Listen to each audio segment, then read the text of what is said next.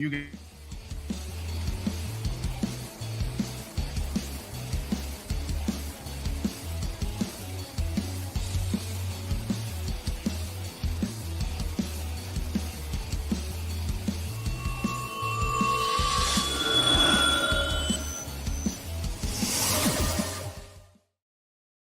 evening, all you Minties, and welcome back to another episode of Reelz Talk with your host, the amazing Amanda, my lovely co-host, the Uncanny Omar, looking dapper today in maroon, by the way.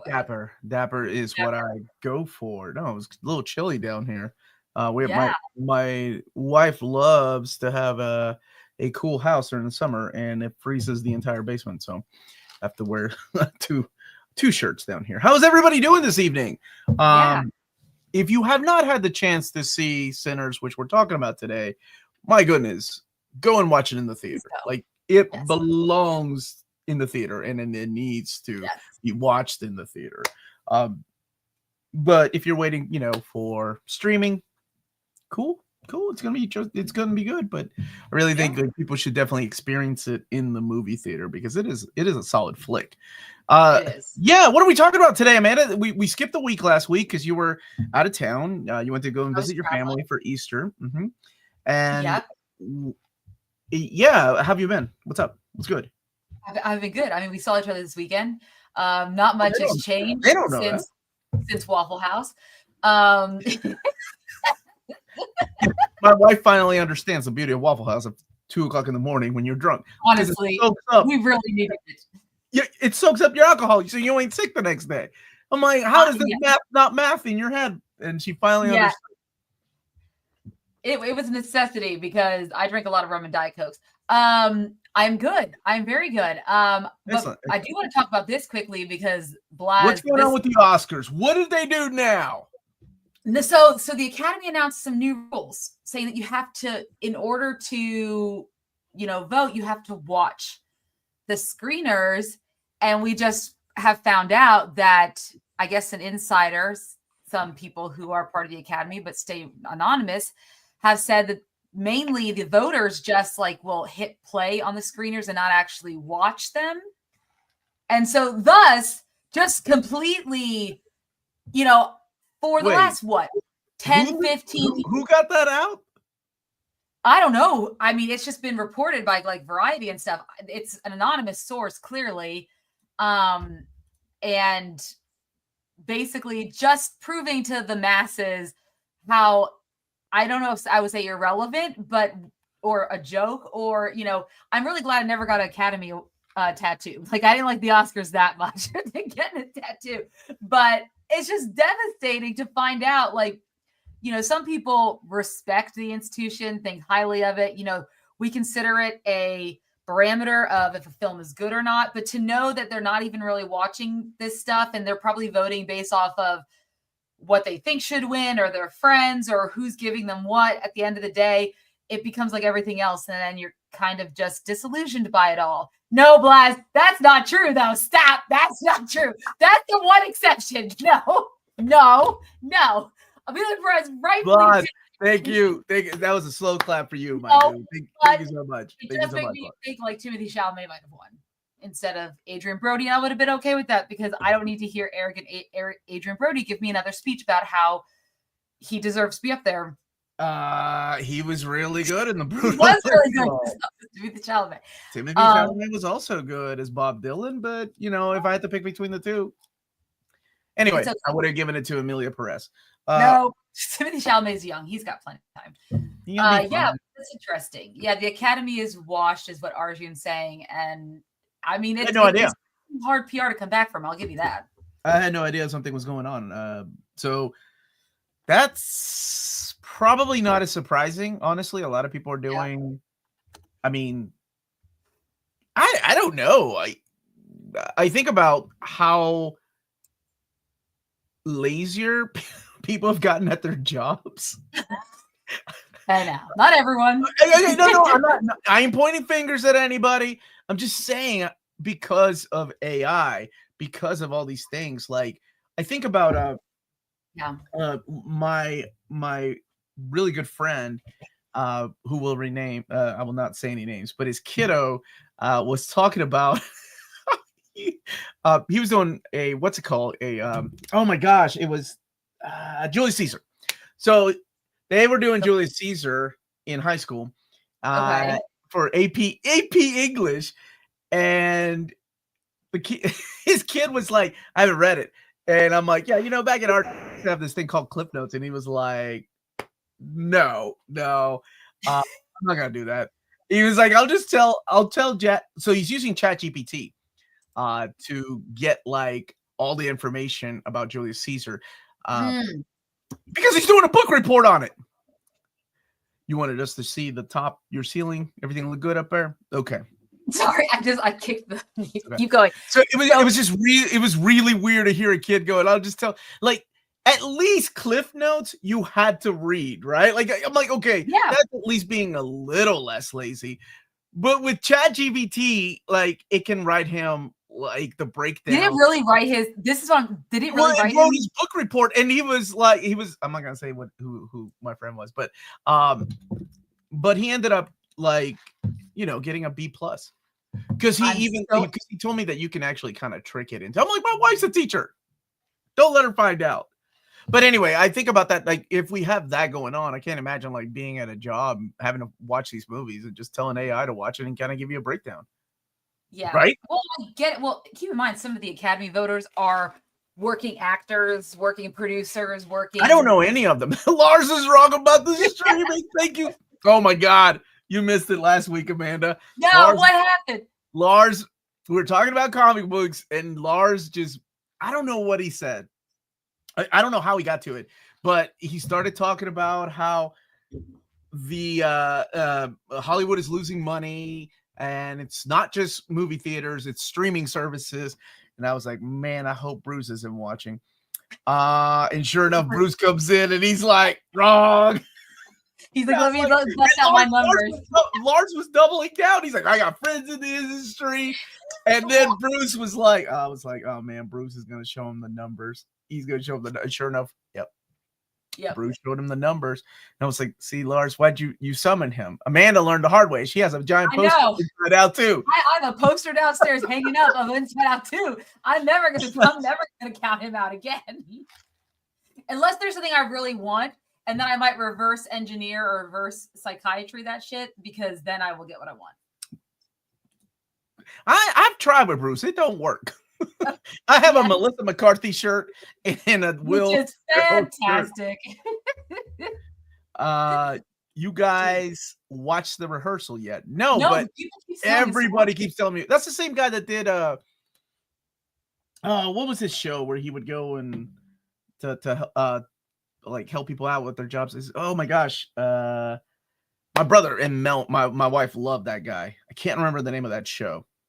Does Bruce endorse theaters? He doesn't get out much, but he does movies. He does like movies. Correct. I remember the Cliff Notes section in Borders. Dude, I lived through Cliff Notes for those. Yes, Macbeth. That was one of the books.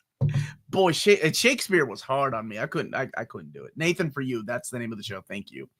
And y'all seeing Thunderbolts tomorrow? We are, which reminds me, I will be gone Friday through Sunday, so I don't know when we'll have time to do it unless we do it like a late show tomorrow really quick.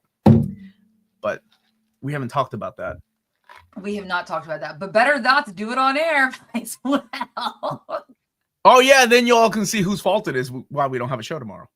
Yes, or we end up having a show on like Sunday night or something. I don't know. Or y'all can see the behind the scenes. But anyway, yeah, we're seeing it tomorrow. But to wait till everybody was back in town to do it. All right. What do you want to talk about first? We got three things. I'm good for you, Bruce. Bruce is taking his daughter to go see Lilo and Stitch. Good for you, man. That's good. Middle of May, right? We still got a little bit of time. That's middle of May, right? I don't keep up with those movies. Yeah, I know you don't. I don't even know if there was a trailer. I tell you what, though, I'm glad I didn't see a trailer for Sinners.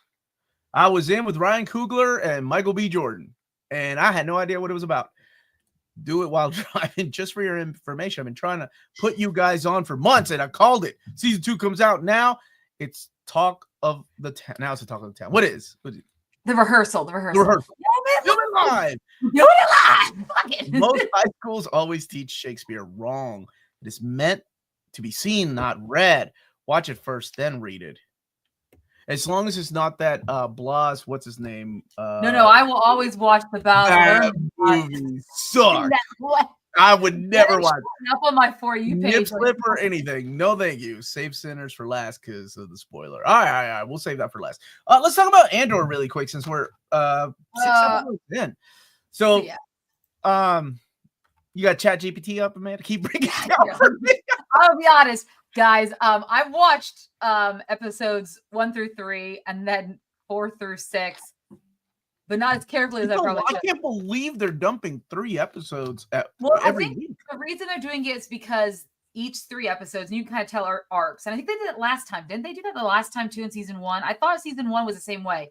You mean like time had passed? 3 episode arcs, so drop this arc. Like it's kind of like almost a full kind of you're right. They did. I forgot about that because I forgot about the prison arc, the heist, and this time, I guess. Honestly, like the whole TI fighter, TIE fighter. TI fighter. No, that's cute. I like that. I'm really showing that. TI fighter. Okay, Andor season 2. So Stellan and can we talk about so is he wearing a wig in because in the later, or did he just cut his hair in 4 through 6? Because also he had that nice wavy hair going on, and I was like, "Oh, Stellan, look at you go!" And then all of a sudden, by episode 4, I was like, "Where'd your hair go?" No, just me. Only one who has the question about his hair. Okay, that's fine. I think that was just you because I don't think anybody else was paying attention. This season to me has felt a little bit slower. That first 3 episodes, we're not going to break down everything, but the first 3 episodes, especially when he was waiting for the other pilot, I really thought that was going to be he lands, he gets caught,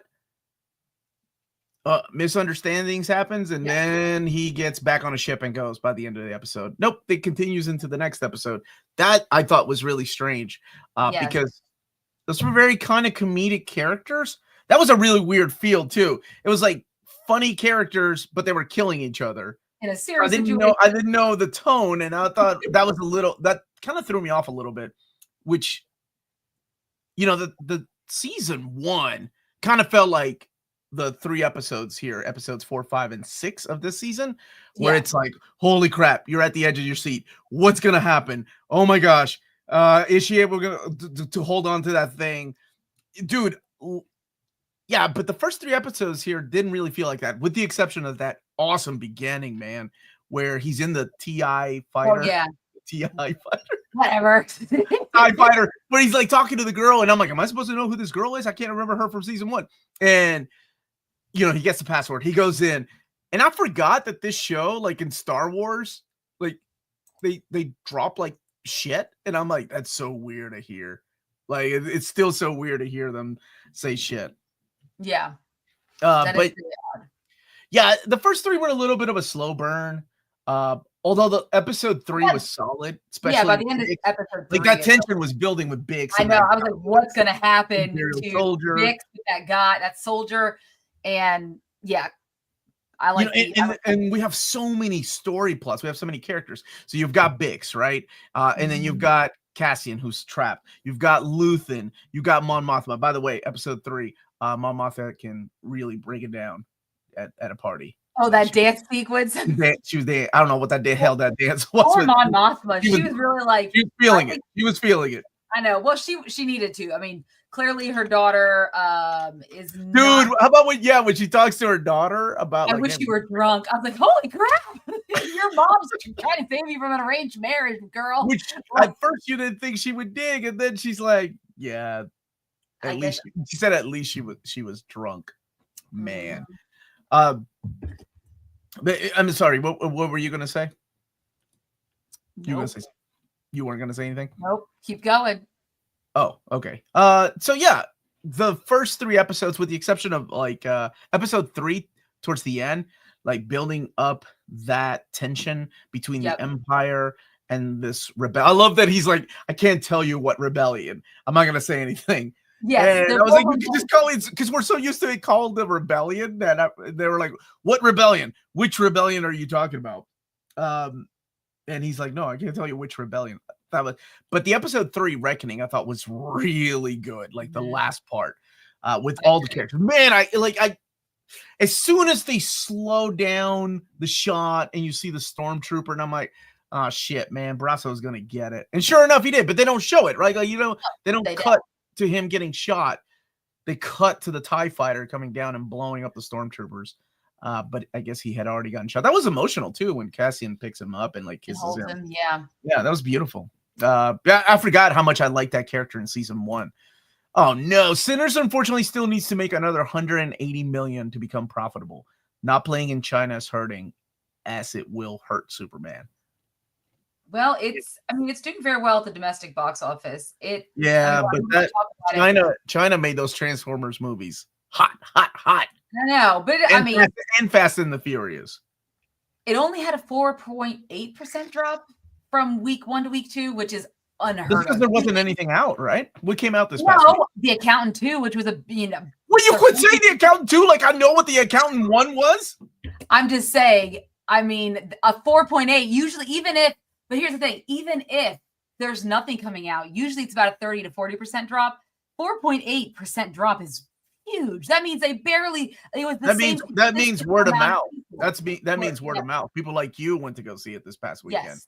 Yeah. People like my wife still refuse to go see it, even though I'm like, you're gonna really like it. I'll go see it again. I really liked it. So good. Everyone needs to see it. It's excellent. I loved it, and I can't wait to talk about it. But that'd be the movie I would teach in film class. I'm just saying. If that helps everybody, this is a snow bunny. I really hope the set designer gets an Emmy for Andor. The wedding.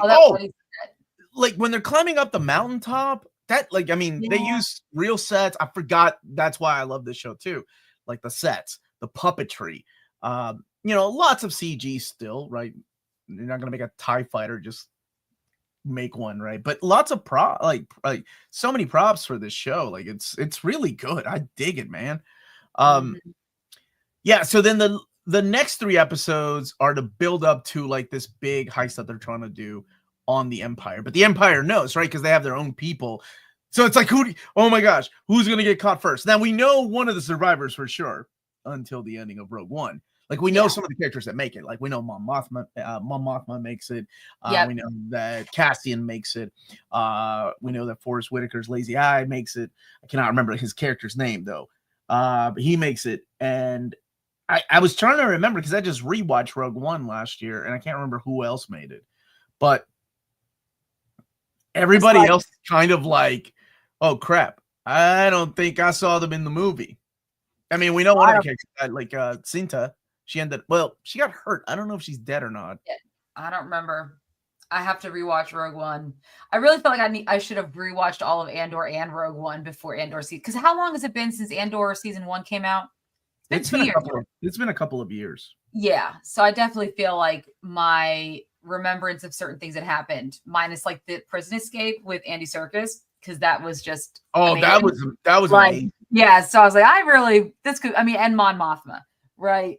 And everything that she's going through. And then we had I don't remember the gentleman's name, the couple who are working for the Empire with the mother. Oh gosh, what is his? He's kind of turning into a creepy character this season. Oh, yes. I mean, him and his mom. What is his name? Cyril. Yes. Yeah. I mean, his mom. I love to have the girl that I cannot remember her name.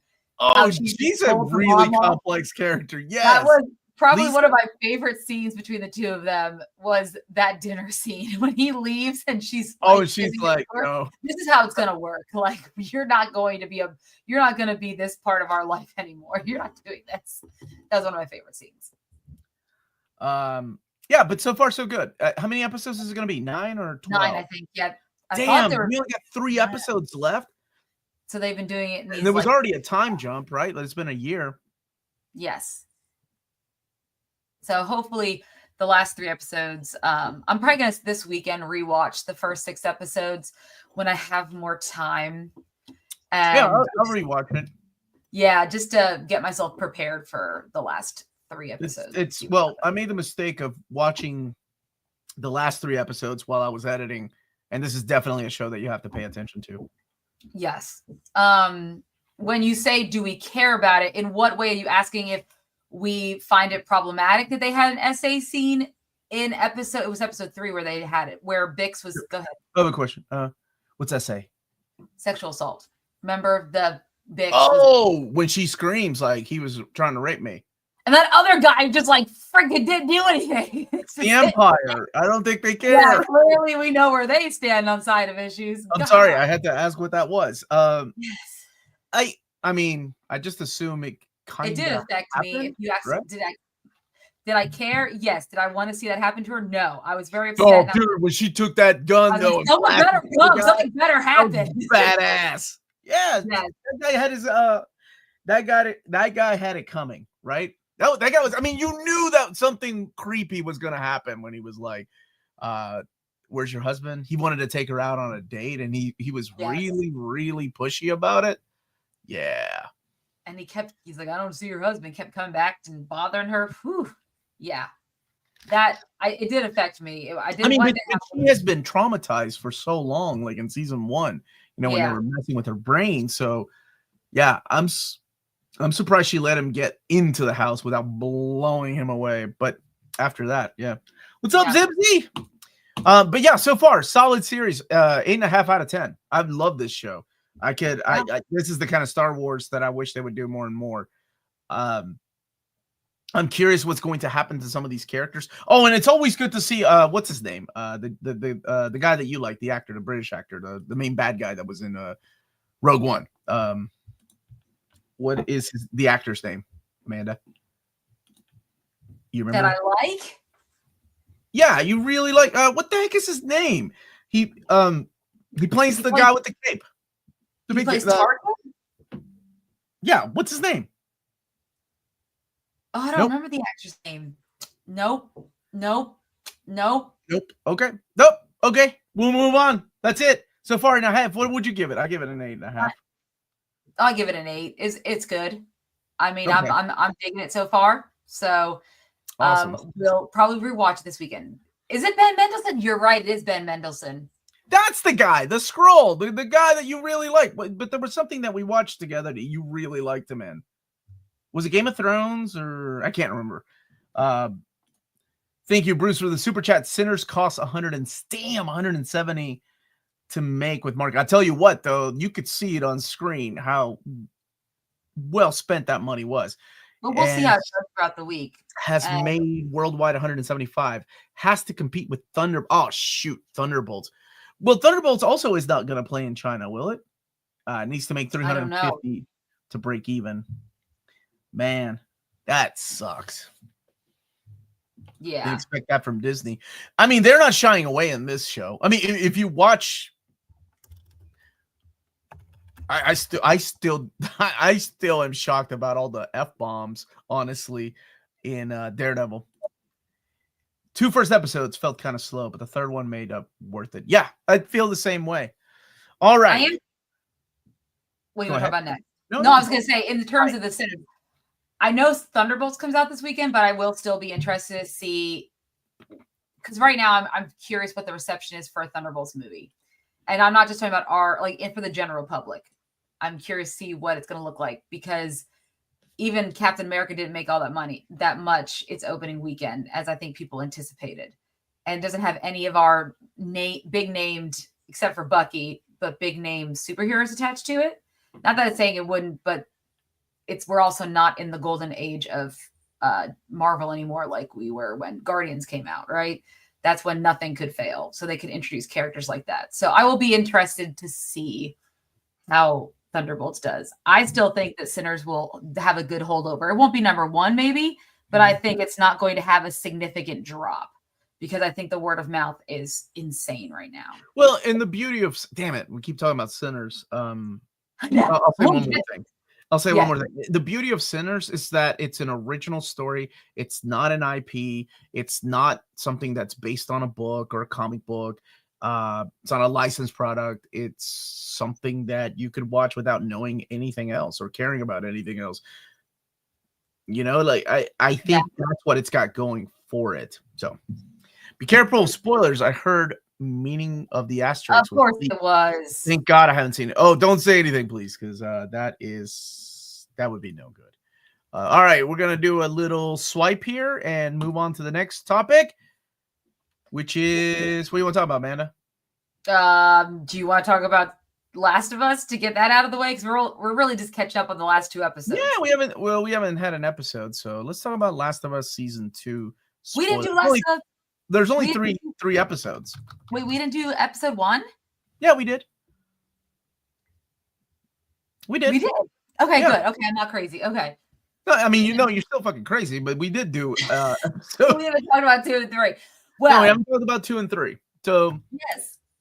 Spoilers, by the way, because there is something huge that happens. Omar, I saw someone say they voted for Darth Maul Omnibus, and it made me so happy. That's awesome, dude. I'm so glad. Yeah, the poll is going strong. We already have more votes than we did last year. Oh, that's awesome. We had 5,000 people vote for the most wanted Marvel Omni reprint. I want to see more people vote for the ones that haven't existed. Last of Us season 2, episode 1, 7 out of 10. Omar, 7.5 out of 10. Yeah. So in case you haven't seen Last of Us season 2, episodes 1 through 3, we're going to talk about some of. Something big happened, so I don't want people to come in here and be like, "Son of a bitch, I can't believe you spoiled it," because that would suck, right? Especially if you already fell in love with these characters. So, yeah. Last of Us 2. Episode 2 was one of the best TV episodes I've seen. I thought it had a lot of great things going for it. Yes. They did not pull back on any punches. It's one of those things. Once you play the video game and something is coming, right? But then like you and I had talked before we go live, like, when are they going to do it, right? Are they going to do it at the beginning? Is it going to be the cliffhanger? Are they not going to do it because everybody loves the actor? So yeah, the character of Joel dies in the video game at the very beginning of the video game. Yes. And I thought, okay, if they have Pedro Pascal, couldn't they just keep him around? Like maybe he signed a contract. And you were like, people love Pedro. Maybe he'll be around for a season and maybe they'll prolong it. Nope. Yeah. He got it in 2. I swear to God, I wish I'd never had played the video game because that would have been a Ned Stark type of moment. Oh, yeah. Holy crap. I would have been shocked, except the whole time him and what's her name? Is it Dara? No. What's Dina? Dina? Dina. Him and Dina. Dina. Yeah, the young lady. Yeah. The whole time they're going on their horses up the mountain with Abby, I'm like, just turn the fuck around. Stop. You're an idiot. Just turn around. Don't follow these people up the mountain. What are you doing? Like the whole time, I'm like, this is not going to end well. They don't go in well. This is terrible. I cannot believe this is happening right now. Yes, that's how I felt the entire episode. In between the insane breach of the wall with the infected. Wow. Yeah. So okay, even if you've played the game and you're like, whatever, I don't. The wonderful and amazing part about this show is that they threw something else in here. Not only are you witnessing one of the most horrible moments in the game, but now what they did was add another element like, holy crap, we're getting to see all of the infected coming towards the city and try to take people down. Oh man, and that was awesome. Like that invasion was so badass. It really reminded me of why I love Game of Thrones. Yes. Like the big battles when they were like, this is where we're going to put our money. Like our budget's going to go in these 2 episodes. Get us our makeup. It really felt like one of the, what was it? It's always episode 8 or 9 of Game of Thrones. That was like the big battles. But, was it 7? Yeah, dude, it felt like that. And I'm like, yeah, this is what I want to see. Oh crap. I forgot about Joel. Now we're going to go back to Joel. And yeah. That was I want to know what you thought, like how, because I know you haven't played the game, you just knew what happened. No, I just knew what happened. Yeah. What did you think of that death? I mean, it was brutal, and I like how, and because we still like don't know all of Abby's backstory yet, and so to me, she's still a bad guy, and all of the people she's with, they're still considered our main bad guys, and clearly by the end of season 3, we realize they're a part of something more. There's other people out there who are even worse. But how I felt about it was I thought they played it perfectly because Joel's character did exactly what you would expect him to do. And the way like Abby, like once they got him there and the way they were able to kind of trap them and just, I know the prolonged death is brutal to watch, but it's what she wanted. So like not making it short and sweet, like prolonging it out, that was rough. And it was devastating. And then when Ellie shows up, man, I mean, watching her Bella Ramsey, their reaction to that was, their acting right there was amazing. You just saw like her whole world, like, cause that's what Joel was, even if they were angry at each other, and we still don't know why. So I guess there's still room for flashbacks, right? But just watching her reaction as just when she, oh man, it was a powerful piece of TV. That was devastating. Yeah, and fuck, man, that broke me when she was like, "Get up, Joel, get up," and he tried, like he tried to get up, and I lost it, man. Because in the video game, you're playing as Ellie. You don't know who these people are. You get knocked down, and these people are complete strangers to you as the player and to Ellie. Yeah, and they're killing Joel for some reason. You're like, holy shit. They never explain it in the episode either. It's not like they told Ellie, this is what he did. Like, no.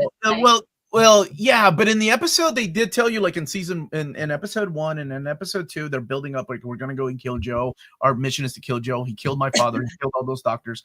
So they kind of explained it. I kind of like how vague it was in the game, because you don't know. All you know is like, oh man, I'm gonna kill that kid. Like she just killed Joe. I'm gonna kill every one of you, and you feel that rage. I kind of wish they had done that. I don't know why the decision was made not to do that, to give, maybe it was to give the kids a little bit of sympathy, like, oh, her father got killed by Joe and that's why she's doing it. So yeah, maybe I don't hate her that much. I don't know. But Kingsport Cal is saying that people that let me see, hold on a second. People who haven't played that game are livid. And I wonder if that was the reaction, because I don't really see any more reactions of anything. Neither do I. Thank you, Bruce, for the super chat. Thunderbolts open in China today. Superman will not, because he basically wears the flag. That's the reason? That is red, white. Yeah. Man, and I wanted that movie to do well too. Honestly, as someone that didn't play the game, I feel Joel wasn't exactly portrayed as a complete good guy. He's a cowboy out there just killing everyone in his way. Very selfish. Yeah, there's always that callback to episode 6 of season 1 when what's his name wrote him that letter about what kind of men they are. If anybody gets in their way, oh man. I mean, that's what it took him, right? Because he lost his daughter. He was not going to lose Ellie, no matter what. No. And that meant killing innocent people, unfortunately. Yeah, so it's all about the sins of the father, if you will. Sins of the father. What I love about the video game, which is going to be such a hard task, but I think they're going to pull it off, is that the video game, and much like what Kingsport Cal said, it's people. I remember my brother was telling me, he was like, the reaction to the video game were like, a lot of people were pissed. They hated Abby. Like, because Abby in the video game was like super jacked up. Like, she was like muscle on muscle.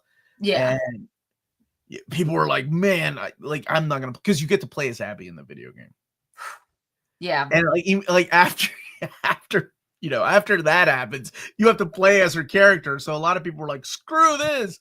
But I loved it because that shows that there's two sides to every story. Just like I think they're going to do in the season, right? They're going to build up these characters from her side that you're going to learn to care about. They're going to have their own problems. And then you're going to see what their ultimate outcome is going to be because of Ellie, because she has to go and get her revenge. Yeah. So it's going to be interesting to see how it all plays out. Will we have a flashback like Lost style, like, oh, happy times, and then like I'm curious how that's going to be. I can't wait. I thought this episode 2, I think, was handled so well. Like, that was a 10 out of 10 episode for me. I loved it. Oh yeah, I really enjoyed when she let the dog. When what's her name's character let the dogs out, and they went and attacked. Oh yes! Oh my god! I was like, those dogs are so clutch. They're so awesome. Oh my gosh! I hope they all lived. But that was so freaking badass. Dude, that was so good. They didn't even hesitate. Oh my gosh, that was awesome. I don't know why that was like one of my favorite pieces of that moment, but yes. And Joel's brother like almost got it. I mean, but he had Tommy? that. Mm-hmm. Yeah. I mean, they're not going to kill both brothers, right? Yeah, I mean, they can't kill them both, but it was close. It was close. He couldn't put enough fire in that thing until it died. Why do people keep asking about the Fall Out Boy reference? I don't have a reference to make about Fall Out Boy right now about Last of Us. Really? Oh, yeah. Okay. Well, thank you, God. He heard my prayers. So, episode 3 is the aftermath of that big, like, did I just freeze or did Amanda freeze? No, my internet's being weird right now. It's fine. Oh, man, you had the biggest, like, smile on your face. It was perfect. I'm like, damn, Amanda really thinks I'm that funny. I thought you're that hilarious. So, the episode 3 in the aftermath of this big battle, and of course, losing Joel, I thought was another great episode. You have the brother, because this isn't normal life, like losing somebody. No. His brother has to go and clean the body.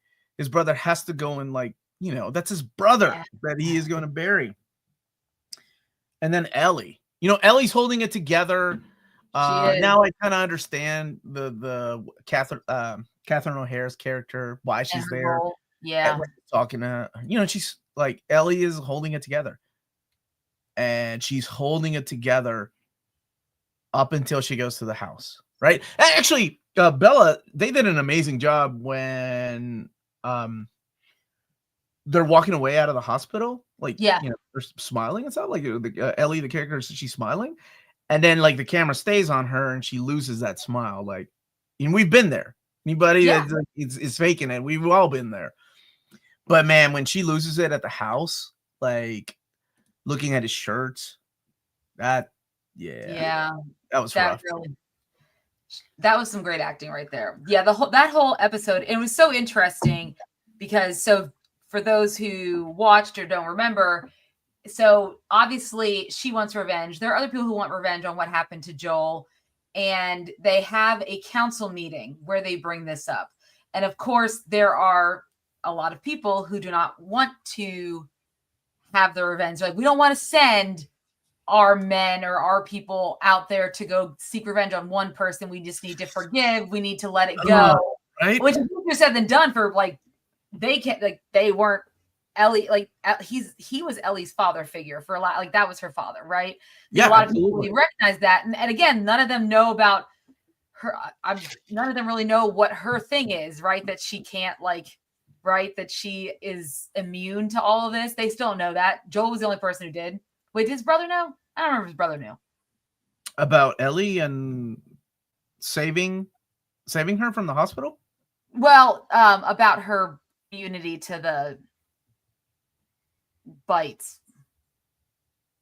I don't remember. I think so. Yeah. Okay, Tommy. Okay, but not everyone else. I mean, enough time has passed. I think he knows. Yeah. Okay. Right? Yeah. And, so, it's hard because Ellie knows things and understands things differently than the rest of the people, but seeing that she's like, I'm gonna go anyways, I don't care. And Dina's like, I'm gonna go with you. And they were able to get help from that guy. And it was the same guy who told him not to kiss in the church, right, on New Year's Eve, that gave him the weapon. Yeah, but he also understands, like, the need for revenge. But then that leads us down an interesting path, because obviously Abby and them have now left and went back to Seattle, because that's where they're headed, right? They're going to Seattle. And because Dinah didn't tell her everything. She's like, I forgot to tell you I've got to tell you some things about those people. So she kind of breaks down who those people are and who they were. And, she describes everything. So this goes down, path. In episode 3, we do see the beginning of, oh my gosh, it's, I don't want to say it's a cult, but it's those people that this is really cool. that live on top of the buildings. Like they Yeah. live at the very, very, very top of the buildings, and they go from building to building. Almost like parkour. Oh, cool. But that was the bald people at the very beginning. Remember the father and mother were killed? Yeah, that's all part. They play a big part in this story. So I'm curious to see when they meet Ellie and Dina. So yeah, lots of great things coming up. I mean, this season to me, I love Last of Us too. I thought it was a phenomenal game, and I can't wait to see what they do with this show. I'm gonna hate to see it go because I can actually see it wrap up in 5 more episodes, and just actually not move forward because I mean, it's a video game, so it's not like they need to adhere to any certain script, book, etc. But at the same time, it's not like we have a Last of Us like video game number 3 yet, and I don't think Naughty Dog was even working on part 3. Yeah, I don't want to see them take it if they can't figure out a creative, good storytelling way to keep the story going past what the events of the second video game. There's really no need to, right? I mean, the only need would be the cash cow. Well, they also do not have Pedro anymore. He's now gonna be a little too busy doing everything. What's he doing? He's at everything else. He's at everything. Exactly. He's at everything else. He's too busy. He's a busy dude. He's the most wanted actor, I think, right now out there. I thought Paul was, but no, it's Pedro. It was renewed for season 3. Well, I guess we're getting at season 3.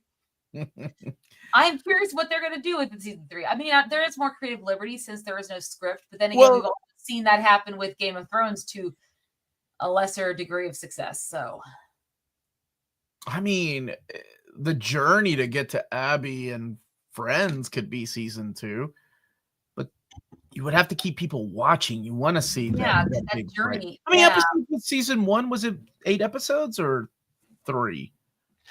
I don't. What? Oh no, it was way more than 3 episodes. No, I'm sorry, 8 or 10. I thought it was only 8. They're working on a new series, so it would be years before they even start working on part 3. Ah, okay. I thought that this was going to kind of be like Andor. They have a plan to end it in season 3, splitting the game into 2 seasons, I believe. Then that is a shock, huge shock that they killed Joel so early. Yeah. I really, if they were going to split up, well, no, you would have to though. Because you have to have that purpose of her going out there by herself. Anyway, so far it's been a great series so far, including episode 1, which I think I gave a 7.5. This is a 9 out of 10. Yeah. What about you? What would you give it?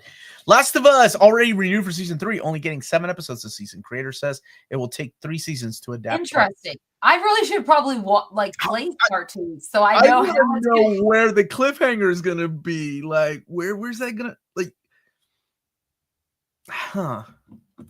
Because something like I said, you get to play as Abby, and you get to play as Ellie. So something happens again in the game that is also pretty dramatic, right? Okay. Yeah, and then there's a little bit of a time jump, but I don't know if they'll do all that. So I would have don't play the game. Well, I mean, King's Poor Cow, I need to know how things end. All she has to do is watch a playthrough. She just sees somebody play. You know what? I'm gonna get on YouTube after this. That's what I'm gonna do. You come to my house and watch Lydia play. Did she play it right now? You might be too scared to play it. That's a lot of jump scares. This is true. You just see me when I jump like Resident Evil. You'd be throwing my controller and I'd be kicking you out of my house, and we don't need that. I think they will have flashbacks. Oh, okay. Know why they killed. Well, I would hope so, because I think there needs to be more for. So they have Catherine O'Hara, which I know, but I feel like that's a role that she needs. They haven't really given her enough yet. Like not that she needs a lot to have a really pivotal role in this season, but still hasn't. Not enough happened for me to be like, why did we cast her for this particular role, right?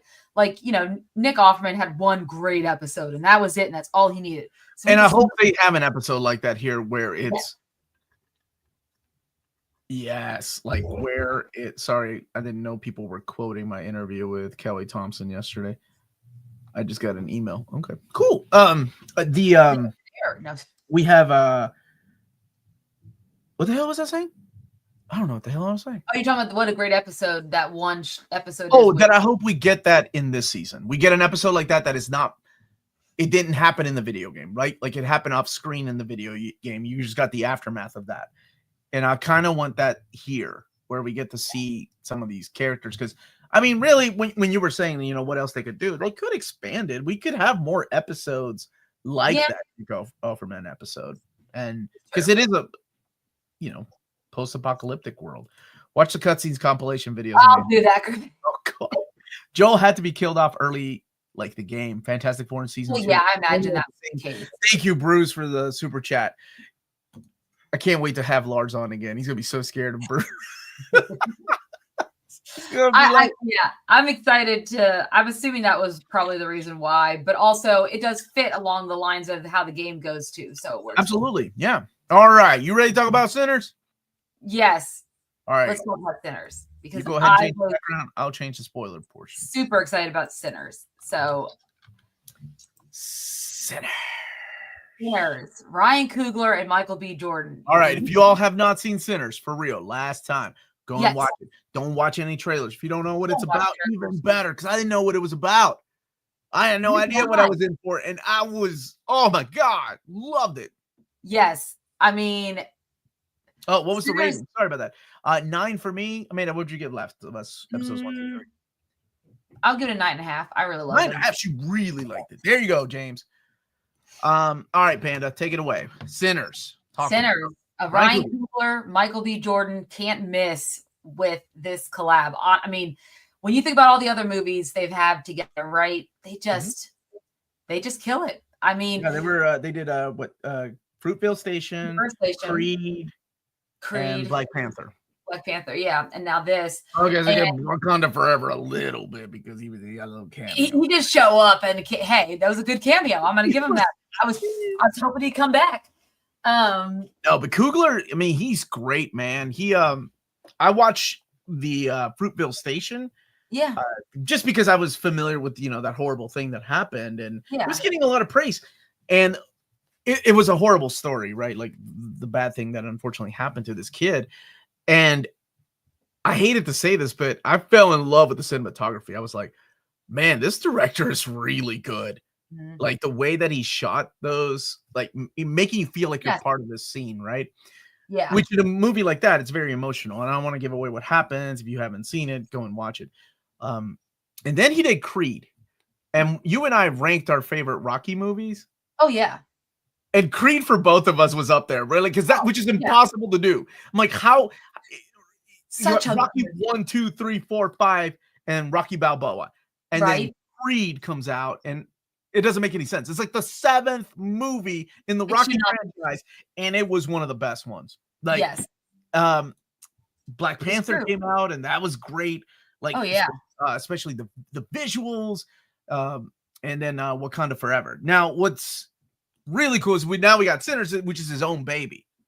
Yes, and there's an interesting thing behind Sinners too, and that is the deal that Ryan Coogler made with Warner Brothers, which has a lot of people in Hollywood right now.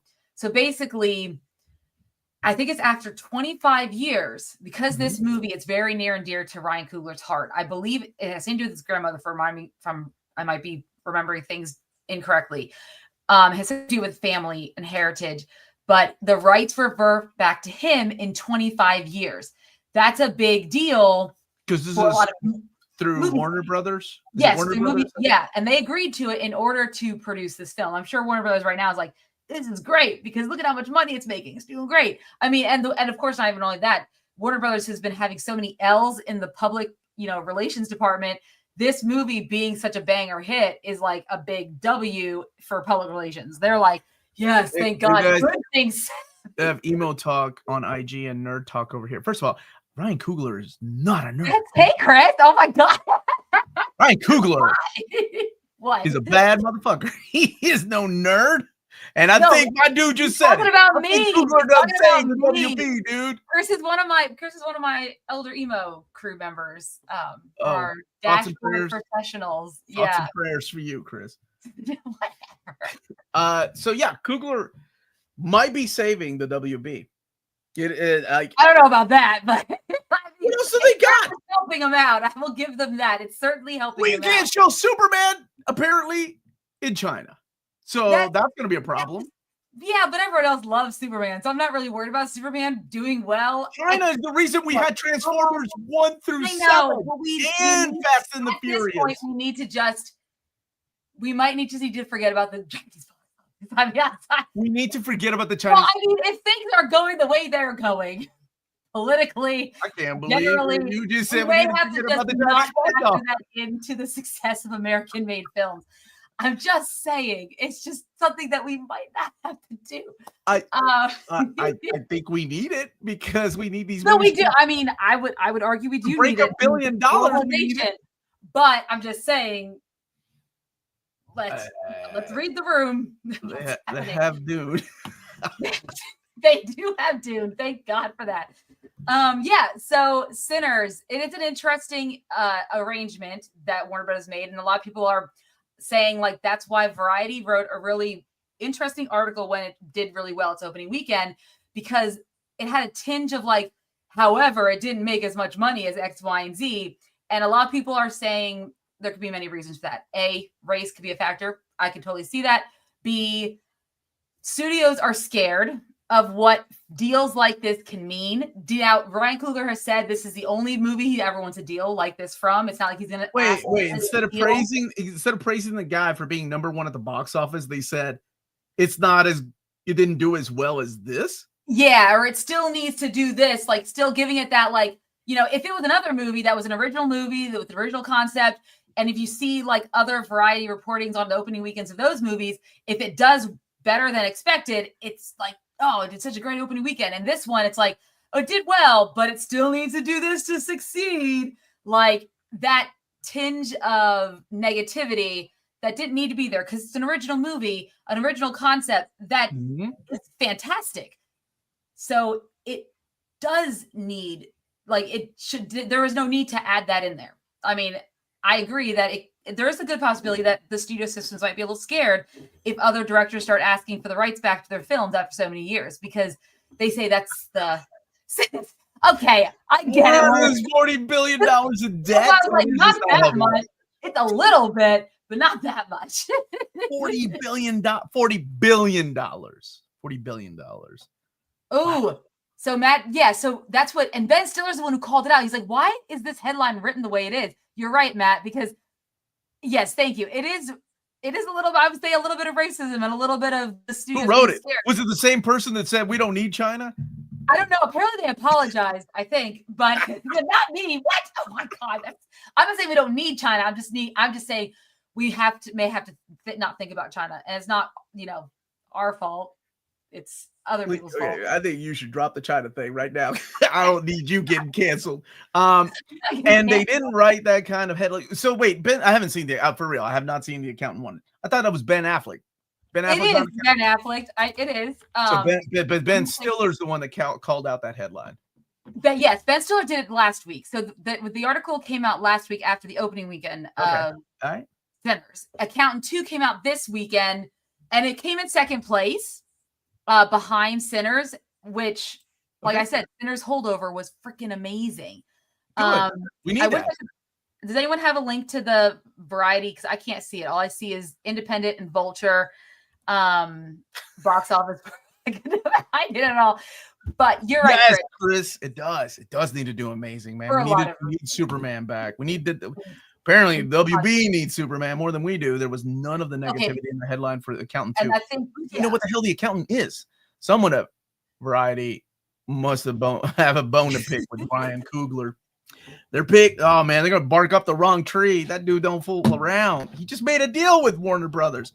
All right, so enough about the deal. That was a lot of talk that I did not expect to do about Variety. It's interesting. It's interesting around this film because this, usually if a film like this, an original concept with a, great cast, great director, and it does this well, usually no matter how, like, if it does this well, it's going to get a lot of positive feedback. So for a article to come out with a headline that seems so misleading that it's good, but it could be better, does seem like someone is a little biased. and we just don't know what is. Yeah, could have been somebody that was trying out for a role in Sinners and didn't get it, lost the role out to it works for variety. And he's like, yo, I got a real twin in real life. You don't even need to do it. You're like, I could have been the twin and my brother could have been the twin. Yeah. But honestly, when Michael B. Jordan's handing his twin his cigarette, I couldn't tell a difference. I was like, two different dudes. I was good with it. Oh, yeah, he did such a good job. Okay, so let's talk about the cast really quick. Okay. So Ryan Coogler is using Michael B. Jordan again because they just love working together. They've been working together since Fruitvale Station. We do have a newcomer, though, Miles Catton. And that dude first feature film debut. Yes. That I was like, I need to find out what else that guy's been on. And he's not done anything else. This is his first movie. That dude killed it. Oh, and his voice is so deep. I was like, this is. Oh, yeah, right. Like, and it adds to the character. Yes. Too. Yeah. It's beautiful. Yeah. Miles Catton, excellent first appearance. He's going to get a lot of stuff after this. I guarantee it. I hope so, anyways. What was it? Annie was played by what is her name? The girl from Lovecraft Country. Also from Loki. Yeah, she's also Loki. That woman is drop dead gorgeous. Oh my gosh. Yes, I agree. Yes. Annie was my favorite character, the only one with common sense throughout the entire thing. She's like, get this guy out of here. He is dead. I'd have been like, baby, mix me up some medicine, whatever you want to make, man. Woo.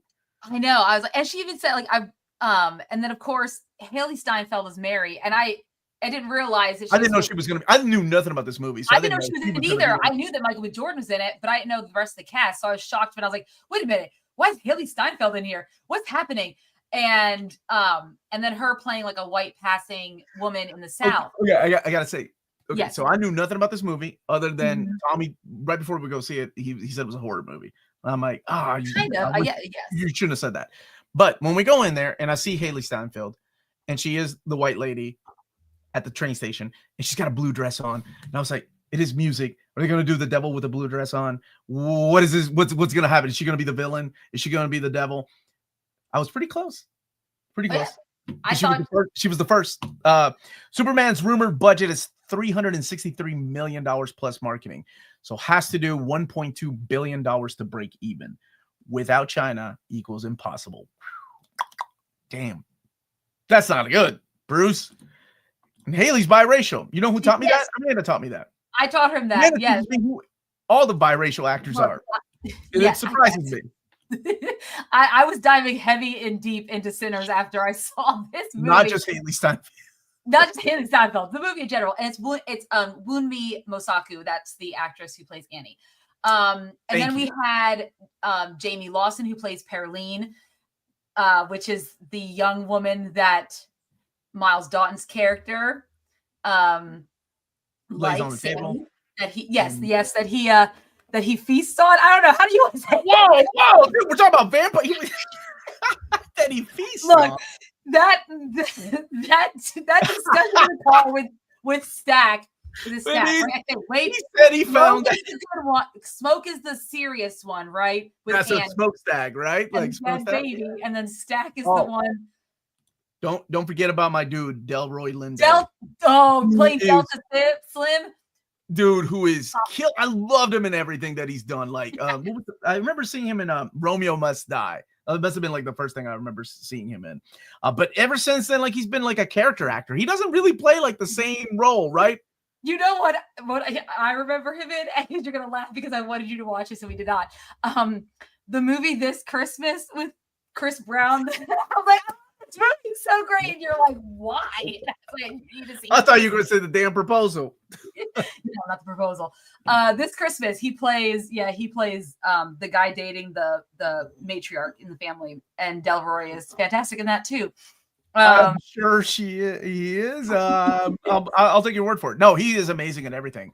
Like, when actors get a little bit older, they usually like, whatever. I'm gonna be, the wise old man, or I'm gonna be the thing. angry old man. What's This dude is a character actor. Like, he actually gets into characters. The role that he played in here was a different character than. I love this. And I love this role. Oh, every minute he's on screen. I love. Yes, I love. Oh yeah, Amanda loves Christmas. Dude, like, that was like top 5 Christmas. I ain't even heard of it. Oh my! I like every Christmas. Not even ever. Just in general, I will put that on. I love This Christmas. I love that film. Oh yes. How old is that movie? It's got to be like 2003, 2004, because it came out when Columbus Short was really popular, and him and Chris Brown had just done not Step Up, Stomp the Yard. They just did Stomp the Yard. Okay, it's 2007. I'm sorry. So Stomp the Yard was earlier.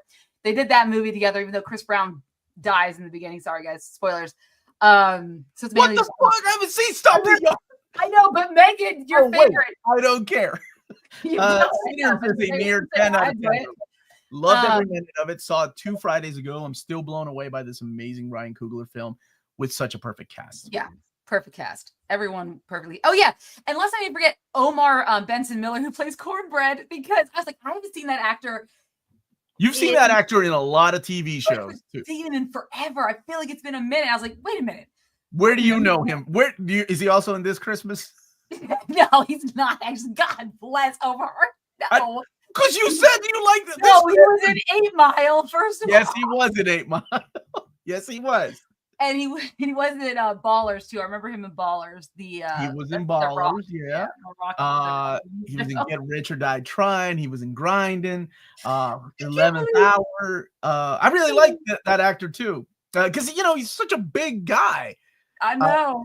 But he's like when he's peeing, and then Cornbread was pretty funny. And they're like, why you gotta ask for an invitation to come in, Cornbread? You never did before. Like, dude, that was good. All right. So I just try to be polite. I was like, oh my God. Yes, I am with Blas. He was in 8 Mile. Yes, he sir. He was part of Rabbit's crew. Yeah. Cornbread plays in a lot of stuff. He's acted, since he was a kid. Yeah, absolutely. He did, yeah. If you recognize him just because he was in like a lot of TV shows. Yeah. I don't know.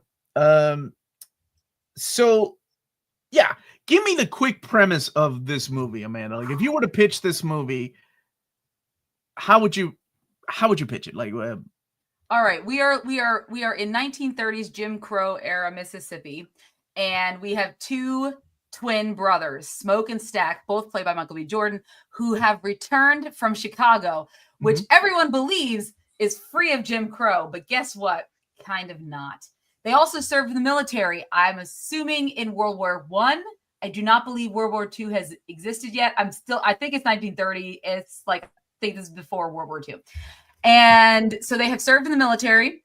No, World War II had started by that point. Okay. Well, they may or may not have been, I don't know where they were. Right. And then it started like in 1939 and went all the way to 45. Went all the way to 45. Okay, so this is either in the mid 30s or late 30s. Either way, they did serve in the military, but they also lived in. Yes. Go on. They also lived in Chicago for a while, working for Al Capone, the mobsters, I believe. And they have procured some Irish whiskey and some Italian wines and things like that. And I say the word procure because really they just stole it, I'm assuming, from all these people they worked for. They took it back down to the South to open up their own juke spot.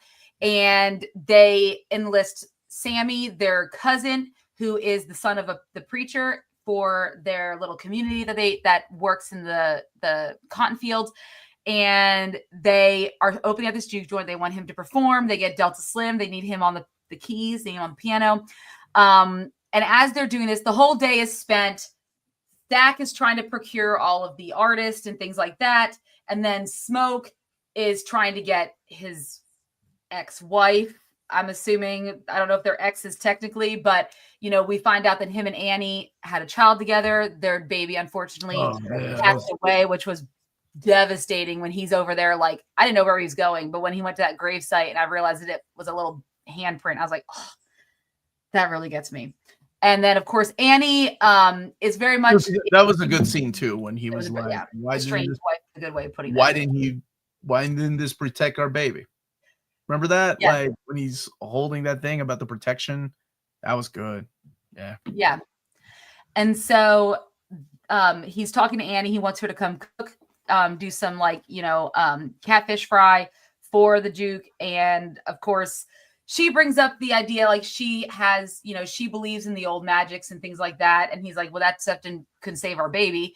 So, because he had this like, is it moju, a little like sack of, herbs and stuff that he's been carrying with him this whole time to keep him safe. She's like, it brought you back to me, it kept you safe. He's like, but couldn't save our baby. I was like, that's a low blow. Come on, Smoke. Like, well, that tells you a lot about the character. And how exactly. He's still wearing it, right? Oh, yeah, exactly. He may not necessarily like, yeah.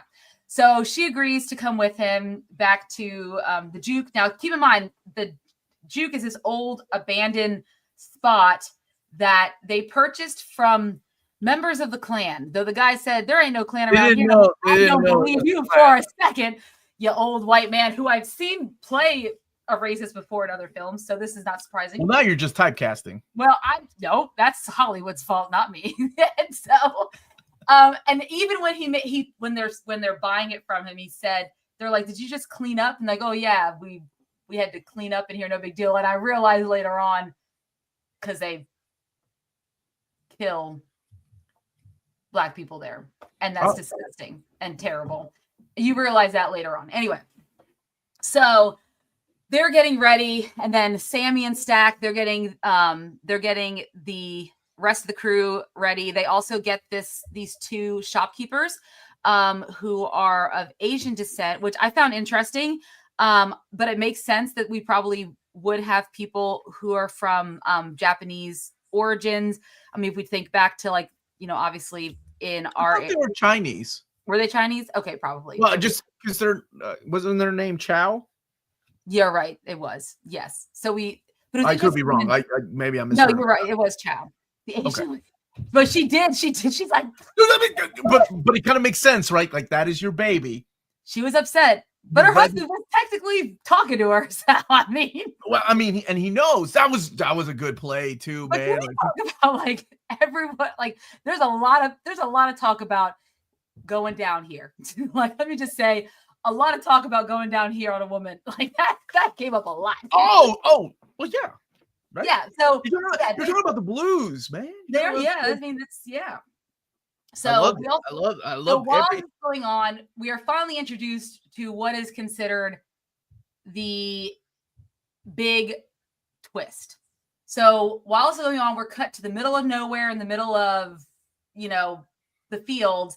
And there is a white couple who are Klansmen, and this man who clearly is burning. His skin is clearly burning as the sun is going down. And he comes up to them, and he's a white Irish American guy, and he's asking for, he's saying these Native Americans are hunting me, and I need to be saved. And so they let him in because, of course, he knew how to, speak to their minds. So he comes in, and when the Native Americans come seeking him, they knock on the door. And of course, the woman is rude to them, not knowing where her husband is with this other man. And they're like, did you let anyone in? And she's like, I don't know what you're talking about. And he's like, well, you be safe now. And they're like, we're out. We're done. We're leaving. It's your fate because now. He was one of the guys in the truck was like, hey, it's getting dark. It's getting dark. Yeah. And he was like, well, we tried. Have a good day. Yep, we try. Yeah, I would love. Wait, this one I would love. That I would want to see. I would want to see that because that was awesome. So of course she goes to the door. She's looking for her husband, and she sees him dead on the floor. And she sees Remick is the name of the vampire. He's a vampire, and he's like all bloodied. He's like, "Don't worry, he's gonna be fine." And then her husband gets up, and he's now a vampire. And then they attack her. Right. So. Now we know vampires are in the mix. So it is the night of the Duke.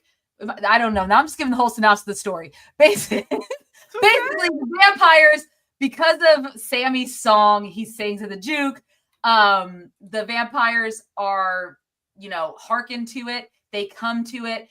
And Remick wants them all to join his clan because obviously with vampires, they build families, right? This is like old vampiric lore. This is nothing new.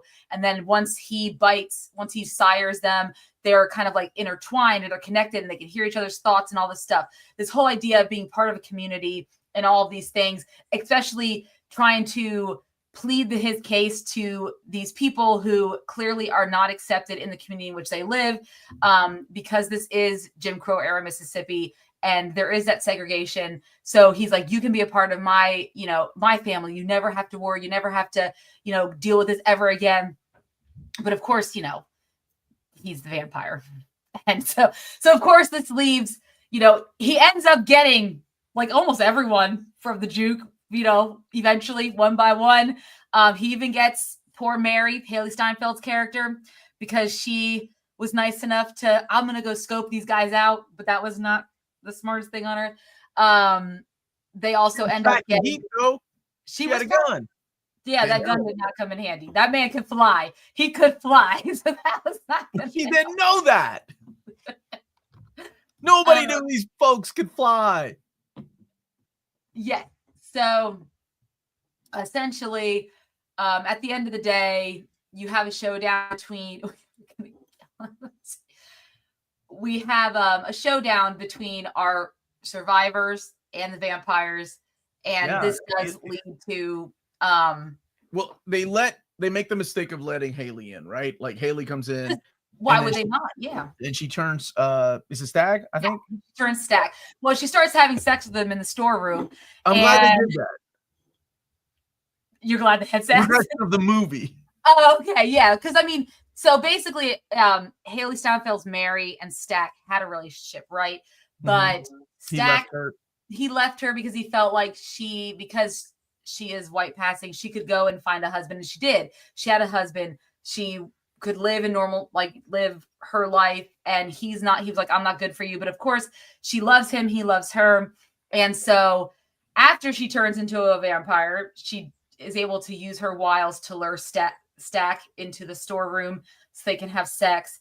And Sammy is supposed to get him when Smoke is like beating a guy for cheating at gambling. And he sees him having sex, like, oh, he's busy. And he's like, I don't care what he's doing. Go do it. And then that's when Sammy realizes that, you know, something's not right, when they see all the blood and you see that Stack is dead. And then that kind of initiates everything that happens in the movie going forward. And then, of course, Stack, because he was bitten, becomes a vampire himself. And the only reason no one else at the time was hurt by him is because Annie, in all her wisdom, already kind of knew they were either, I think it's a hate. I think is Haigt. Haint. Okay. Yep. Yeah. It's a type of mystical creature or vampire. When she threw pickled garlic juice on him, it's a southern term. It's a southern one. Yeah. I think that's more of like southern lore. So it makes sense for Mississippi at that time. Yeah. I didn't know that was a rule, that he was inside of the room with her. So I was okay with that. Like I was okay with it. Yeah, I mean, the Haley Steinfeld, like, yeah, sure. Okay. Okay. Anyway, I didn't know that was a rule. Like, if he was in a room and there's a door, they still have to, even though you're in the house, they still have to let you in. Yeah. You know what I'm saying? Remember, he was in the room and he was like, "Hey, what's up, brother? Let me in, man." And they're like, let me out. Because I thought that would be a loophole about letting him out. But yeah. No. Eventually, they all break out because the lady's husband went outside, right? Yes, yeah. So eventually, after Stack was killed, and they didn't quite know what was happening yet, they told everyone to leave. So everyone left. No one made it past the parking lot because the vampires got them. Mm-hmm. And so now most everyone has been turned into a vampire, Cornbread including, because he left the door to go pee and then he got turned as well. So everyone except for is it Bo, his wife, and then of course Annie, Sammy, Perline, because Sammy and Perline are now they also did some stuff in that back room too. Everyone was just and then man, he was learning from his cousin what to do, how to treat a lady. He did. Found that bean. Yeah, so Bo got turned, but Bo got turned off screen. He couldn't. Yeah, we didn't see it. I had a feeling he wasn't going to make it to his car. He's like, "I'll go get the car," and he's like, "I don't think you're going to make it." Mary is his wife's name, Mary. Nope, Mary's not his wife name. Mary's the other girl's name. What is his wife name? Lisa. Annie. Or I thought it was Annie. No. Okay. Anyway, so now they've realized that these are vampires, and of course they have a conversation with Remick.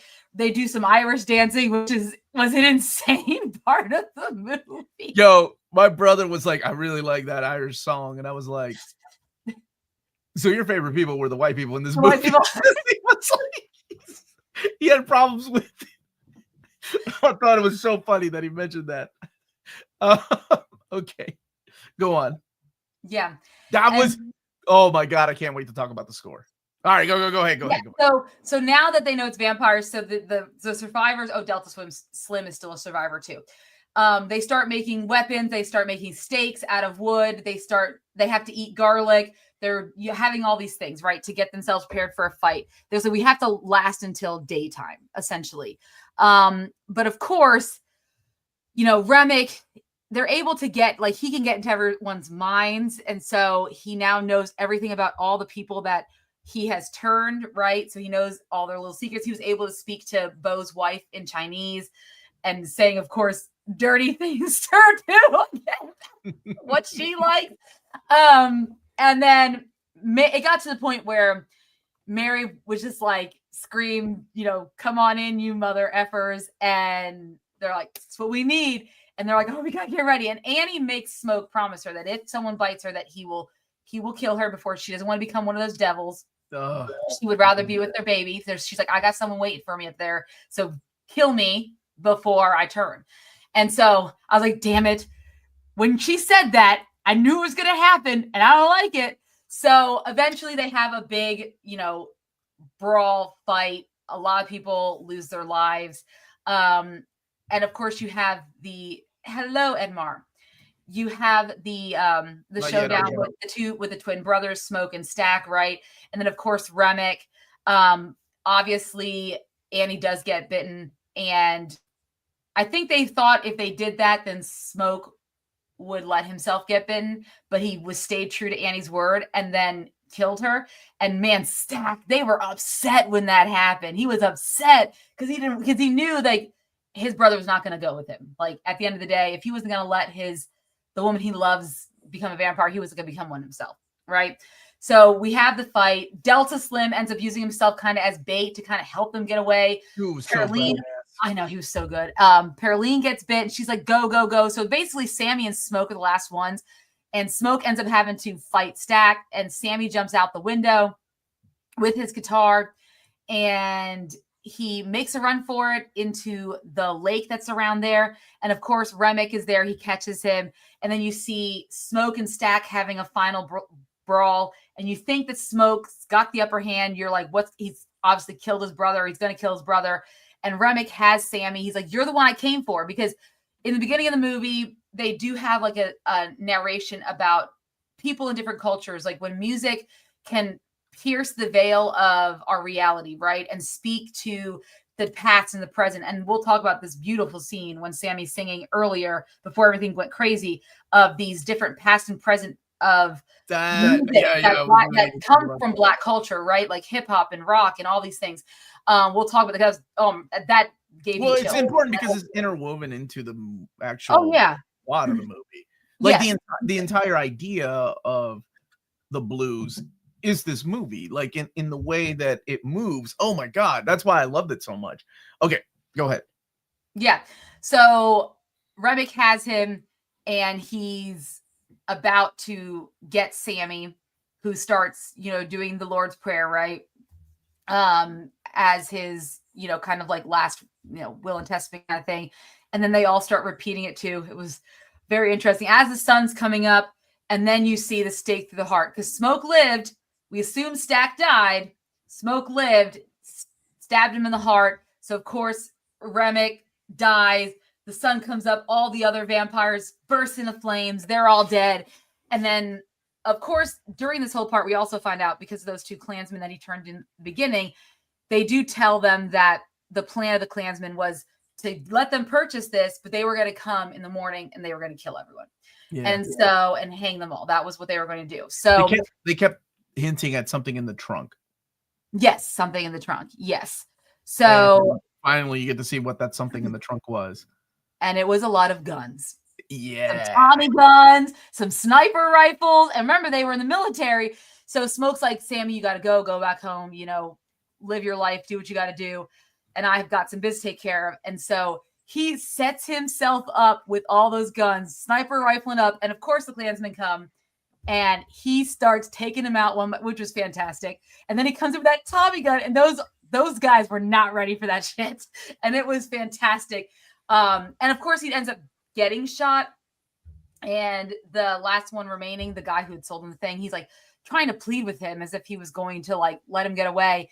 And as he's dying and as he's seeing this guy there, he sees Annie with their daughter and he's like, I'm waiting for you. And then lets him hold the baby. Oh, that was so cool. Oh God, I'm crying just thinking about it.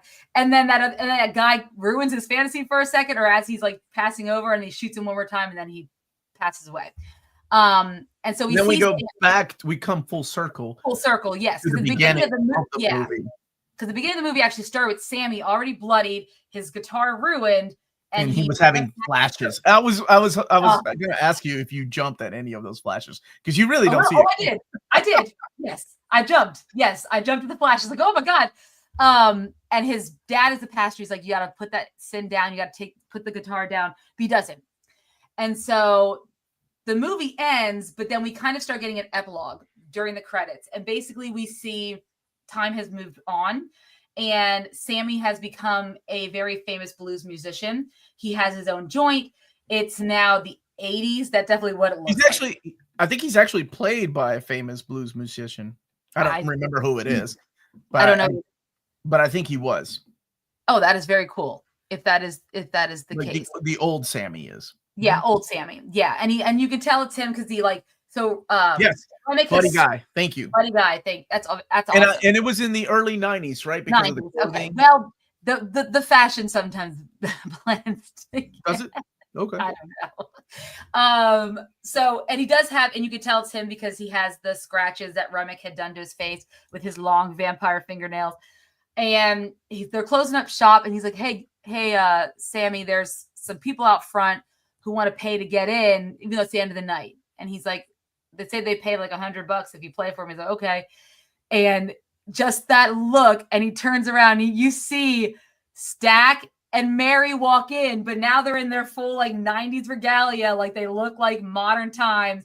And I'm like, wait, they're alive? What happened? And he had the knuckle duster, right? It says Stack.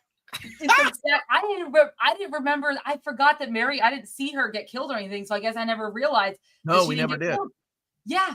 And then that's when Stack reveals to Sammy that Smoke, let them go if you promise not to bother Sammy and let Sammy live his life. And of course he's like, I can, I know you're older now and I can grant you immortality and you don't have to feel pain anymore. He's like, I've seen all I wanted to see of this world and I am ready to be done. And I love when he's like, I'll tell you, that night was one of the worst nights of my life. But before all that day was one of the best days of my life. And then Stack's like, it was mine too, because the last time I saw sunlight and the last time I saw my brother, and I was like, oh my God, I'm going to start crying. This is too much. I can't take it. So he says goodbye. They leave, or he plays. Oh, dude, you didn't watch the after credit? Oh, did you not watch it? Okay, you have to say. This is what I meant earlier. My brother did not like that. Like, he was like, why did they have to do that? Like, and I'm like, because the whole movie was like a blues song. You think it's over and then it starts again. And oh God, it was so perfect. That's why I loved it. Like, oh dude, and it comes full circle. It's so beautiful. Yeah, the whole thing. And it's literally about blues music and also about this everlasting culture that evolves and shapes. And just because you may not live on, your music lives on. And that's this whole idea, right? And it was, getting chills thinking about it. Oh, gosh, Ryan Coogler, you're killing me right now. It's so good. Perfect movie. Okay. So let's one of the only, and I mean the only negative thing I have to say about this movie is when the vampire fights start. You remember there was a scene when they were like kind of like the Thing, right? Where they're testing the blood in the Thing, like to find out who was infected. They were eating garlic. When they were doing that, I asked my brothers because we went to see it together, and I'm like, were there people like by the door? Okay, it seems like there was a big fight, and there were a lot more people fighting against the vampire. Okay, yes, I thought the same thing. I was like, so you thought the same thing? Yeah, I was and like, I thought it must have been me. No, it wasn't, because I thought the only survivors were Delta Slim and Pearly and right, people that are eating the garlic, right? More because people. if there were other survivors inside of the barn, why didn't they get the garlic too, like to get the test? Yes, that was, and I'm serious. That is the only. Okay, yeah, random people just spawned. Okay, I wasn't the only one. Yeah, the juke joint staff. But right, we were out of nowhere though, because they kept standing in the background, right? And I thought everyone left.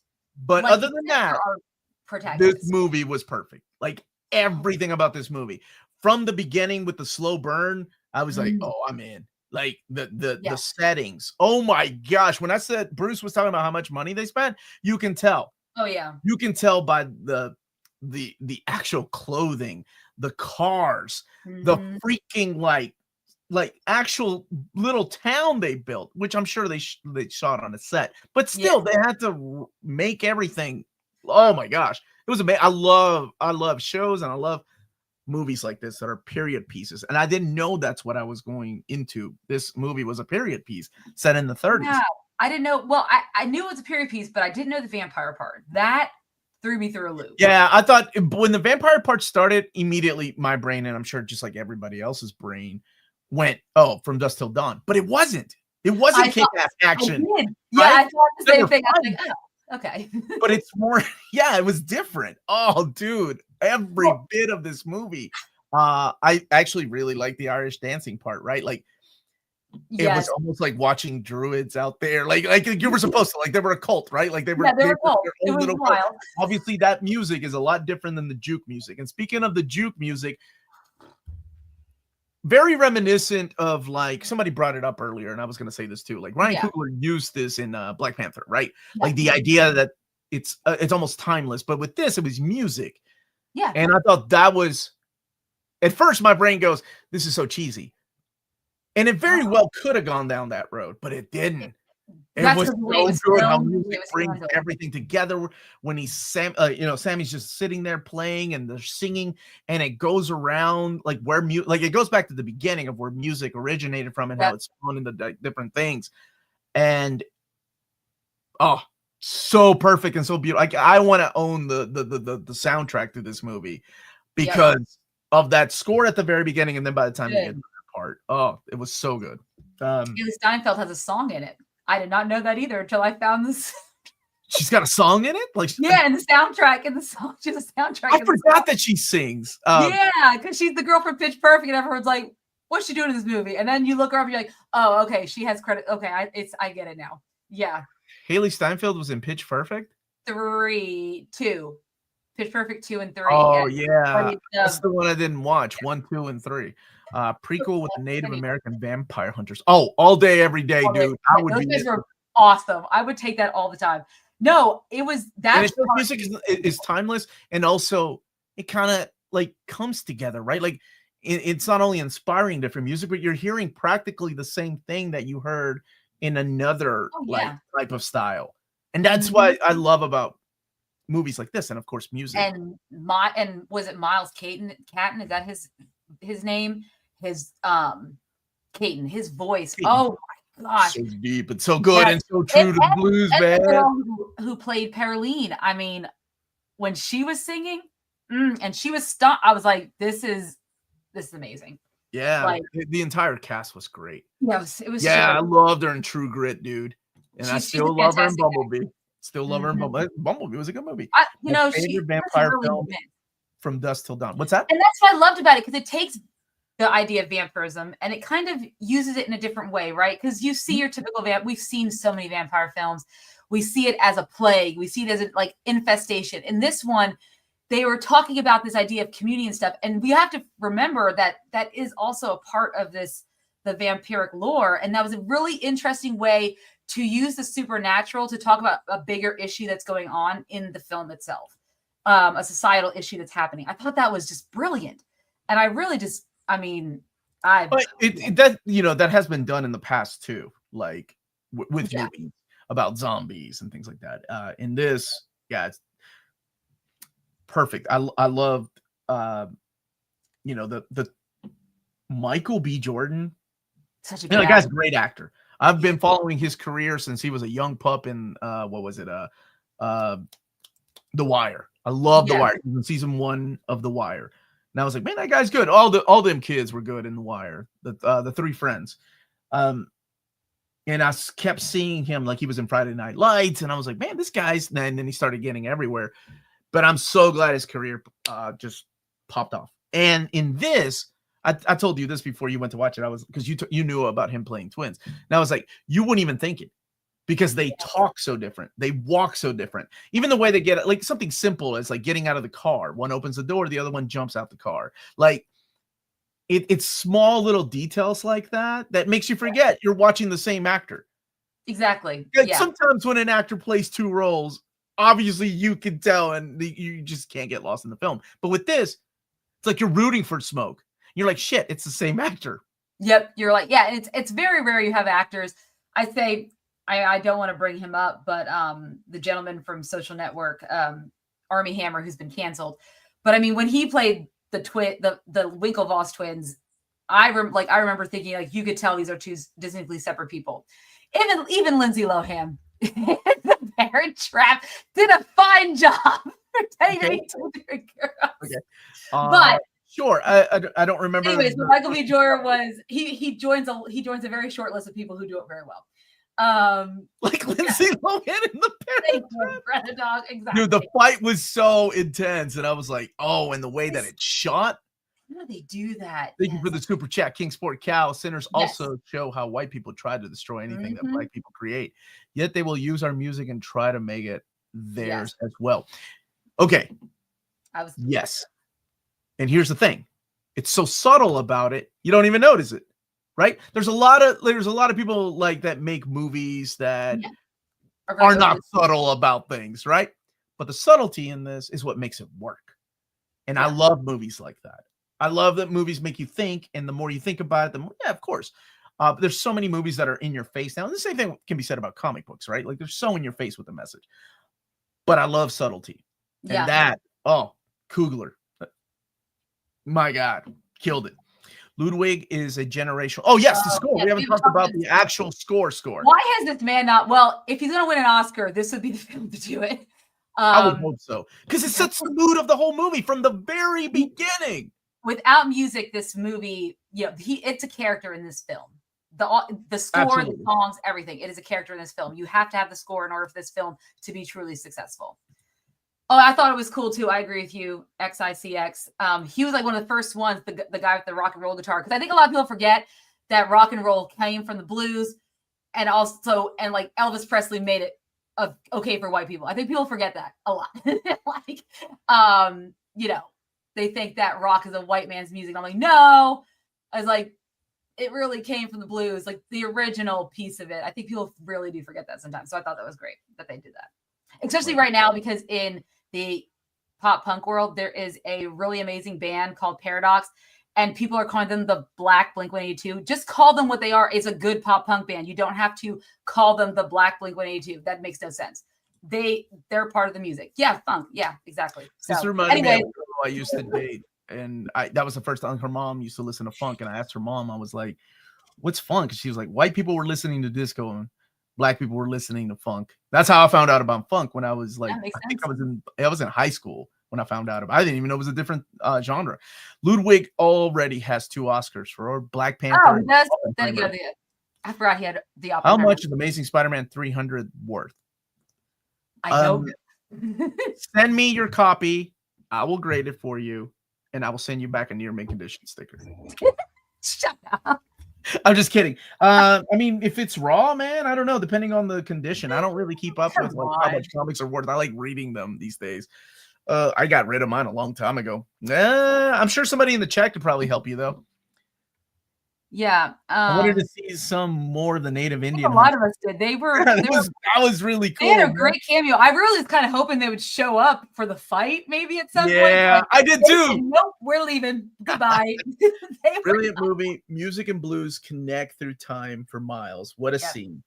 The score by Ludwig Göransson. Is that how you pronounce it, Amanda? I think it's, yes, Ludwig Göransson, yeah. Was top tier. His best score for a movie easily.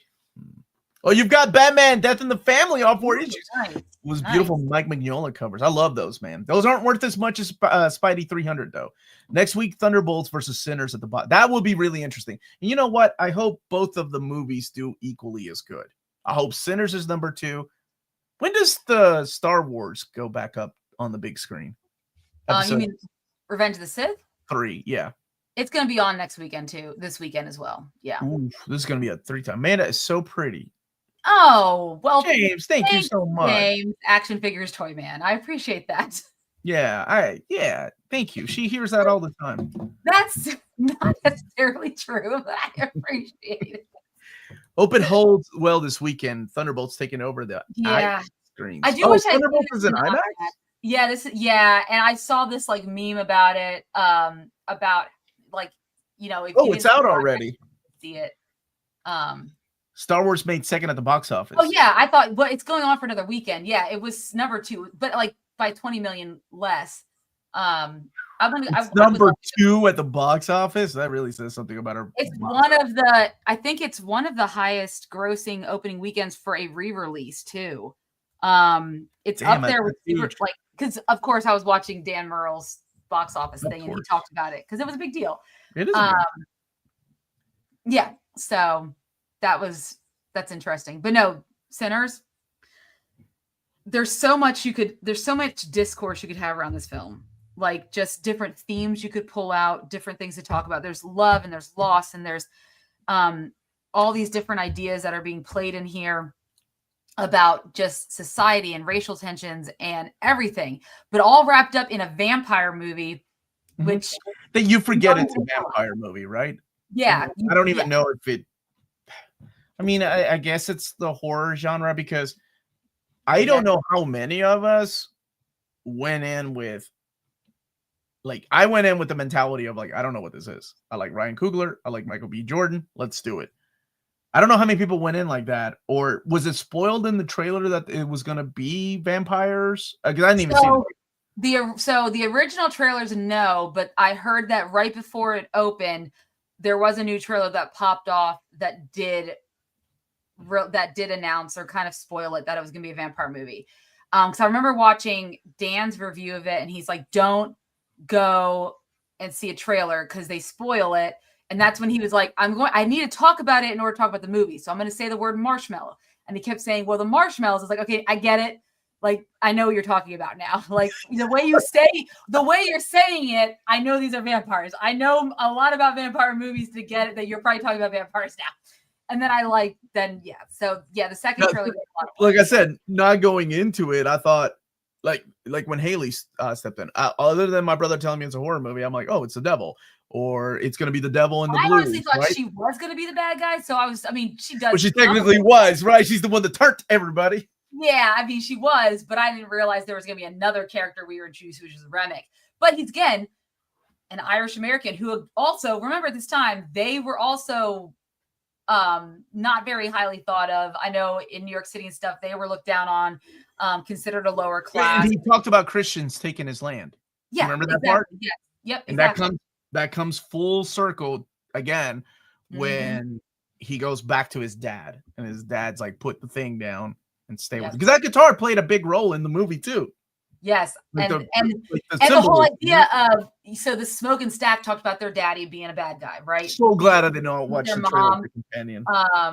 Their daddy was a bad guy, and they felt like they had their dad in them, and they thought they were cursed, and they tried to get away from everyone. There's a lot of this discourse around that, and then the kicker when Sammy has that guitar and Smoke's like, and he's like, talking about how he lost that guitar, and he's like, it's not, and Smoke's like, it's not a big deal. And he's like, he says it's someone's guitar. He's like, no, that was my daddy's guitar.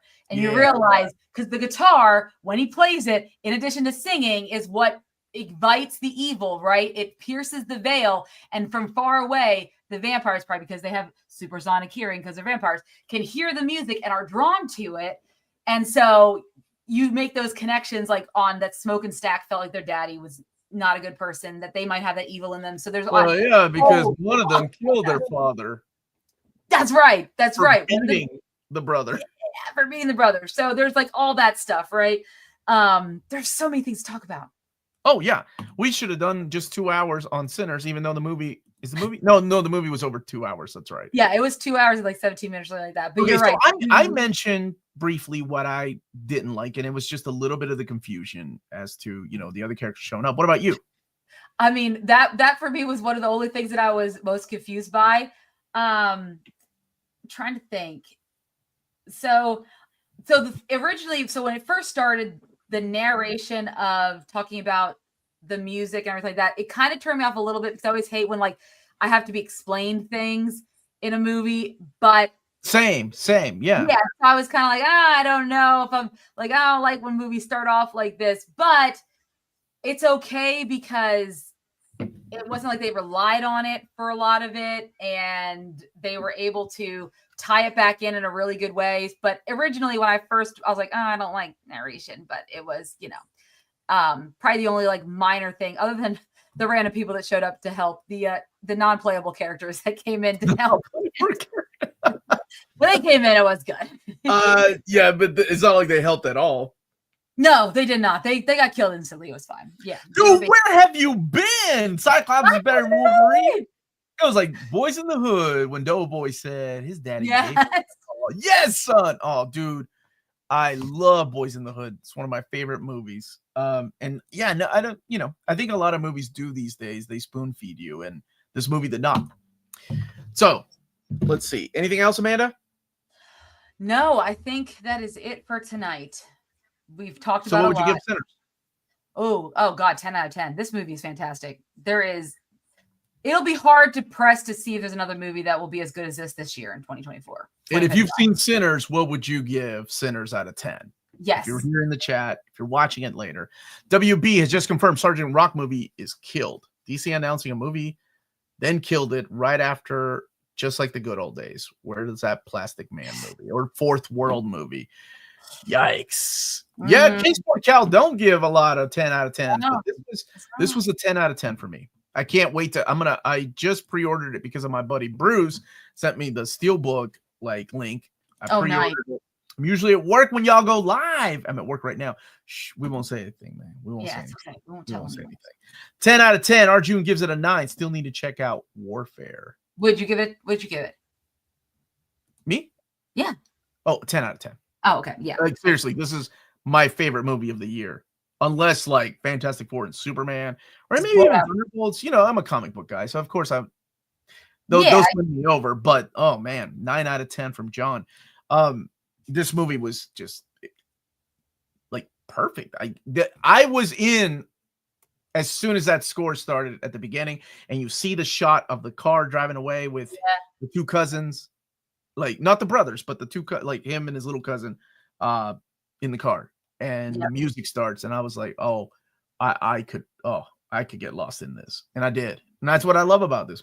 Movies like this had no empty space or filler. No, everything was just smoothly. There were some pacing issues to me once the vampires really came around, but the highs were very high. I'm glad the best film of the year so far is a horror one, right? I'm glad it's a win. Bond is available again. Oh, thank you, Bruce. Thank you, Bruce. I know what he means. Oh God! It's a Steelbook of he's like, hey, Omar's gotta go do something quick. Hold on a second. But I'm not sharing my screen because that would be bad. What are we talking about next week, Amanda? Oh, I'm so glad you asked me that because I definitely know what we're gonna. I know you do. That's why I have you as a co-host. I don't know. What? Well, probably Thunderbolts with all intents and purposes. What are we reviewing Thunderbolts? Because why not tomorrow night? But and you're gone all weekend, so maybe back late Sunday. So maybe I could do a late show Sunday if you want to. Or we could just do it on Wednesday too. No, dude, by the time Wednesday comes around, nobody's going to want to know what we thought about Thunderbolts. I don't care. It's up to you when you want to do. I'm going to do it tomorrow night. Oh, gosh. Okay. Damn it, Bruce, it's out of stock already. I'm trying to check out. We should have said it. We will figure out what we're going to do. Now I'm pissed off. It won't let me check out. Sorry. I'm doing it live. Well, we'll probably end up doing the last last 3 episodes of Andor for sure next week. That'll be the last. It's only 9 episodes, so that'll be it. So we'll wrap up Andor and give that its rating. And then let's see where the night takes us. I'll give it time to watch. Did Amanda rate it? I gave it a 10 out of 10. No, Omar gave it a 10 out of 10. Go and watch it. It's so crazy that Clarksville, where the music takes place, has no movie theaters. So the citizens can't even watch without driving 49 miles to the next town. Now that's crazy. Yeah, Bruce, what the hell, man? But that's okay. I'm still how those freaking bots, just like my Nintendo Switch 2. Oh, I know. Bots get us every time. Resales. Yeah. All right, everybody, smash that like button. I was trying to buy the steel book of the Sean Connery era of Bond, and damn it, I just missed it. Yep, perfect movie, which is a major rare these days. Absolutely, yeah. Great. All right, Panda, take us out. Awesome. All right. So thank you guys so much for watching. Don't forget to hit that like and subscribe button. Remember to follow us on all of our social media channels at nearmintcon. Remember to check us out on Spreadshop for some great Near Mint Edition merchandise. And also check us out on Patreon for $1 a month or more. You can support us here in what we do and get some really cool perks along the way. And last but not least, if it's classy and cool, it must be Near Mint. Good journey till all are one. And if you feel it, chase it. Where's my gift? Where is it?